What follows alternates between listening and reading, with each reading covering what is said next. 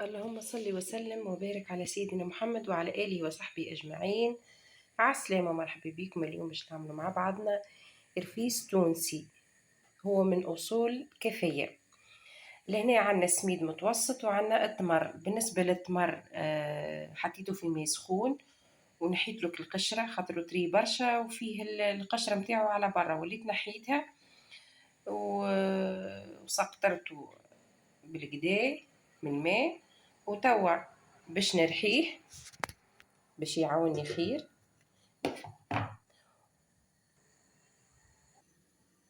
هاكا التمر متاعنا توا ترحى، نحطوه على جنب ونرجعو نحمرو السميد متاعنا.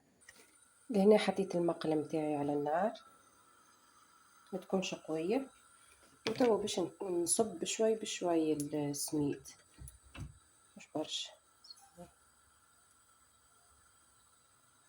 ردوا بالكم تبدا النار قوية، راهو يتحرق لكم السميد من بعد يولي فيه مرارة في الماكلة، في الرفيسة متاعنا.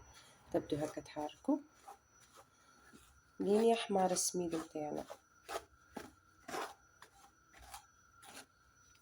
هذه خير من تاخذوا مغرفة، هذه تحرك خير. انا هذه كرذونة ونقعد نحركوا هكا لين يحمر السميد متاعنا.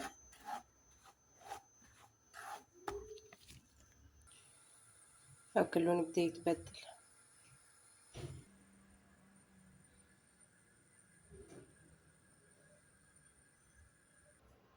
لهنا كملنا السميد متاعنا، حمرناه، حطيت فيه مغرفة، هذه مغرفة زبدة ذوبتها حطيتها فيه.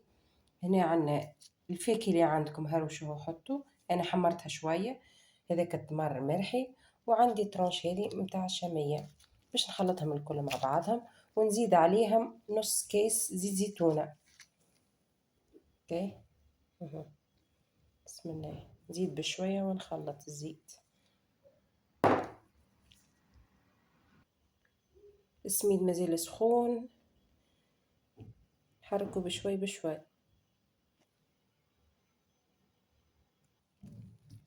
هاكا ما شاء الله الرفيس متاعنا حضر، شفتوه كيفاش. حتى نخلط ونزيد بشوي بشوي في الزيت، والتشكيل لكم انتم الاختيار.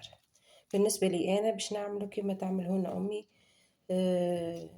دي بودان، يعني كيفاش نقولها هكا كعبر، شفتوها نستوها بالكدا. اوكي. ما حطيتش عسل، ما حطيتش شحور. فما شكون اللي يحب عسل ولا شحور باش يجي حلو برشا، واحنا ما نحبوش حلو برشا. يعني اكتفيت بشوية شامية يزي مع التمر يزي باش تكون حاجة صحية.